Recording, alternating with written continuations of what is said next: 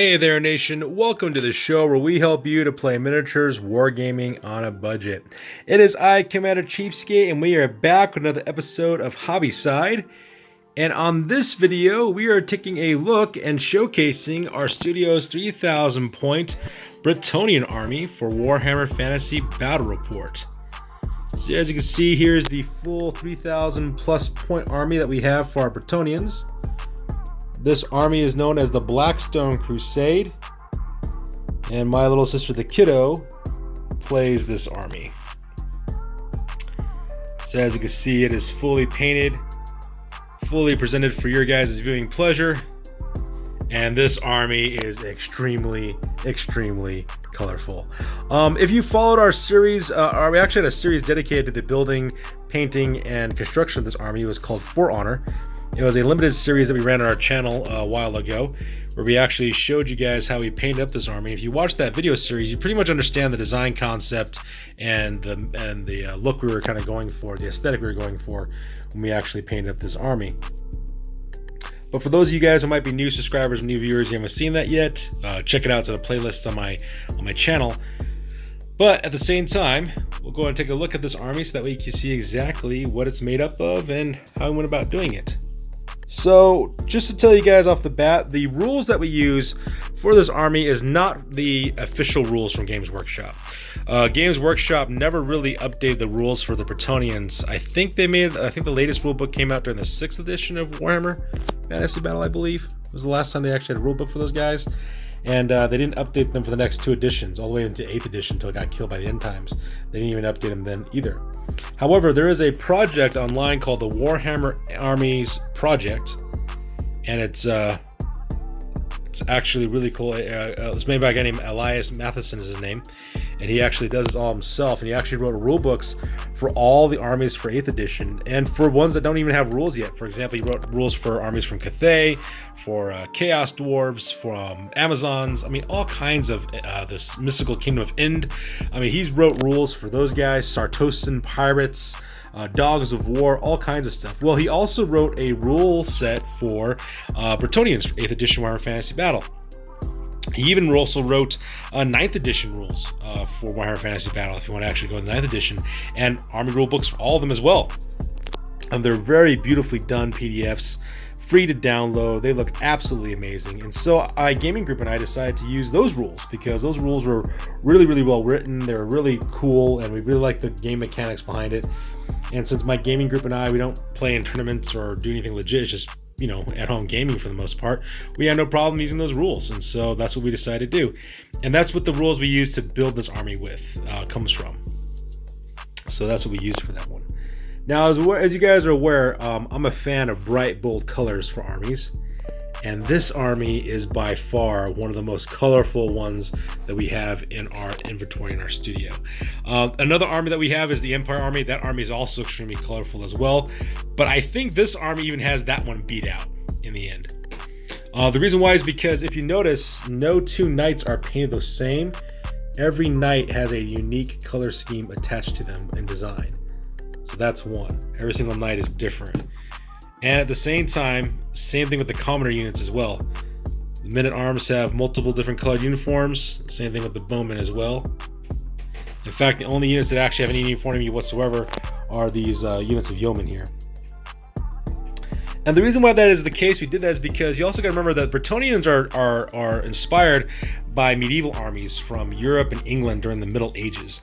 The Empire is more like Germany during the Renaissance time period. That's what they, you know, with Landneck units and stuff, that's what they based that aesthetic off of. While these guys are more like Middle Ages.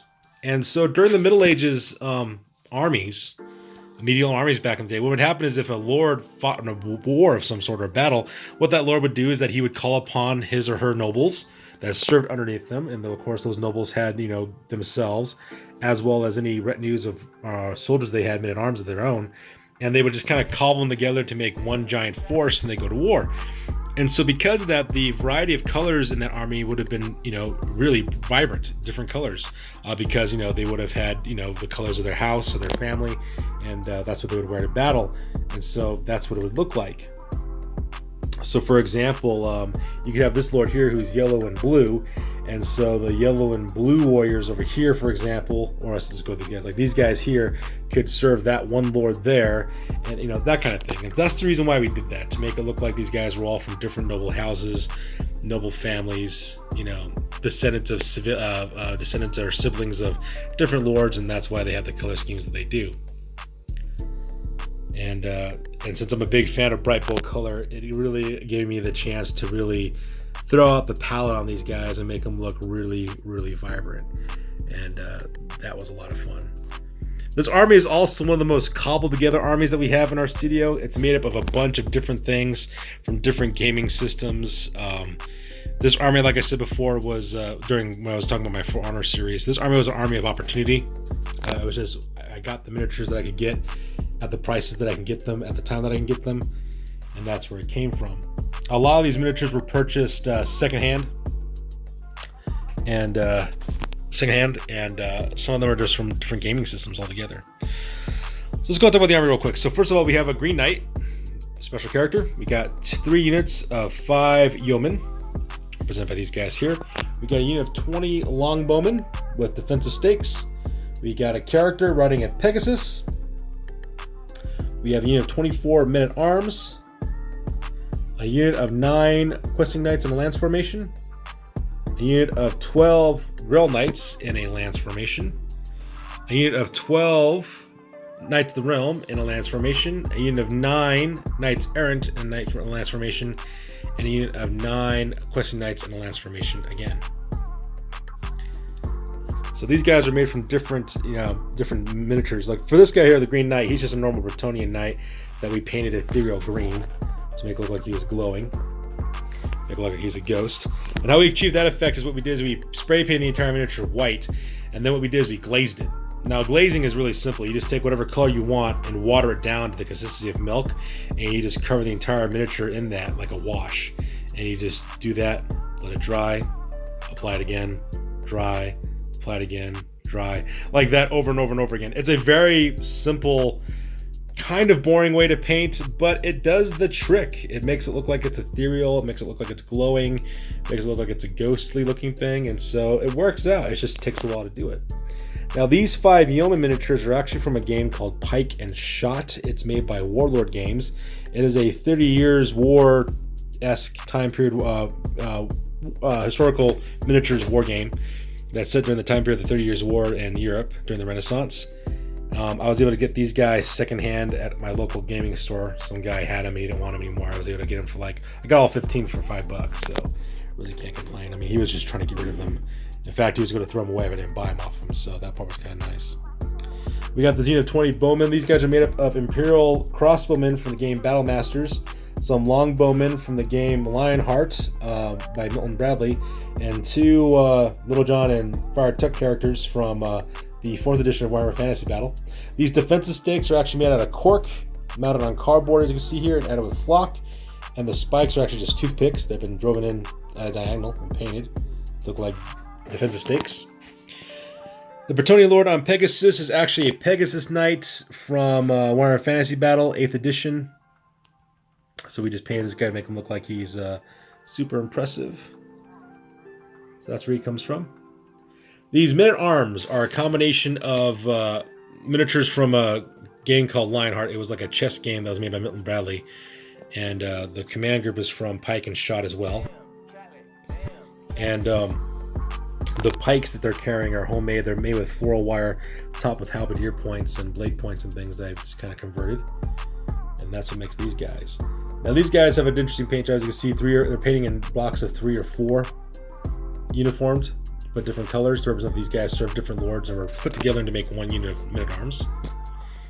These guys are known as the Ramazan Guard. These guys are the Bowmen of Brits. We have the Realm Hussars, the Darney Rangers, as well as the Chasseurs of the Arv. That's the name of these units, in case you're wondering. These guys here are the Templars of the Dawn, is a unit of 9 Questing Knights. These are actually from a game called Days Volt. Is the name of the game. It's a historical war game set during the time of the Middle Ages, during the Crusades. These guys are made up of Knights Templar miniatures, and as I have a couple of Pike and Shot horsemen, as you can see there in the middle, I just put arms from that game on them as well as shields. Questing Knights in the Brittonia army, in case you're not aware, they carry great weapons, they don't carry lances, because they're looking for the Holy Grail. So that's where those guys came from. Exactly the same thing with this unit here as well. These guys came from that same Game Days Vault, as well as some pike and shot guys. These guys are known as the I think they're called the Hedge Knights, what they're called. And then of course we got a 4th edition Bretonnian Knight with Lance and a 8th edition Bretonnian Knight Musician to lead this unit. They're the Pride of Lioness, as well as the Silver Squires. The Silver Squires here are a unit of 9 Knights Errant. These guys are Knights of the Realm from Battle Masters. They're exactly the same miniatures for the most part as these guys are. The difference though is that you see how these guys have like feathers on their helmets? I removed the feathers on their helmets here to make them look like, you know, like they're just questing Knights, Errant Knights. They haven't earned their plumes yet. And as you can see, these guys are all given unique paint jobs, different colors as well. They look really, really awesome.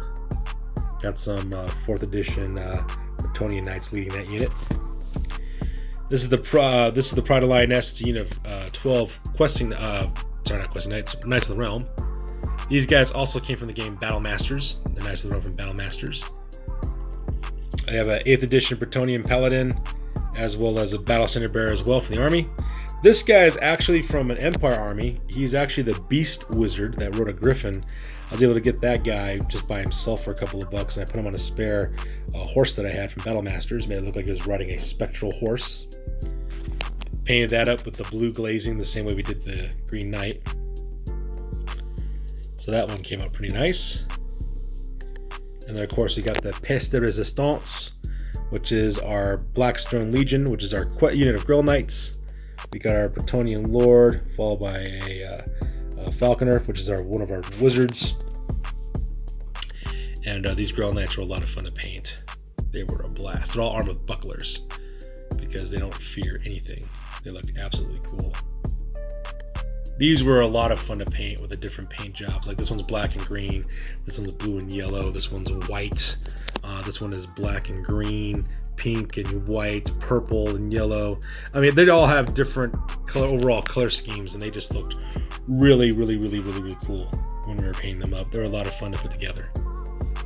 Had a blast doing it as well. So there you have it, folks. That is our army, the Blackstone Crusade, our Studios 3000 Point Bretonnian army. This army was a lot of fun to paint, and it came out fantastic when it was all said and done. And you see my little sister Kiddo, she plays this army quite a bit. So yeah, that's good to do for this one, you guys. As always, please feel free to like, comment, and or subscribe. Your guys' input is invaluable to us as always. Also check us out on Facebook, Instagram, as well as blogger.com for all the latest, greatest hobby news related to our channel.